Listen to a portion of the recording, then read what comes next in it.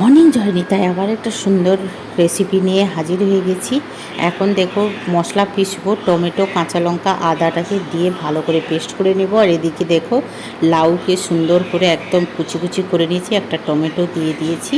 আজকে লাউয়ের চপার ঘন্ট বানাবো। এইটি দেখো তেল দিয়ে দিয়েছি, লবণ, জিরে, তেজপাতা, কাঁচা লঙ্কা চিড়ে দিয়ে লাউগুলো দিয়ে দিলাম। চপর ঘন্টে দেওয়ার জন্য আমি এই যে মুগ ডাল আর একটু সয়াবিন পেস্ট করে পকোড়া করে দিয়েছি, একদম মচমচ করে, দেখো কত সুন্দর হয়েছে। আর এদিকে সুন্দর করে আমার লাউর ঘন্টটা হয়ে গেছে। একটু মুগ ডাল ভিজে রেখেছিলাম, সেটাও দিয়ে দিয়েছি। কত সুন্দর একটা তরকারি হয়েছে, দারুণ একটা সেন্ট বেরিয়েছে। এবারে পকোড়াগুলোকে আমি একদম ভেঙে টুকরো টুকরো করে লাউয়ের মধ্যে দিয়ে দিলাম।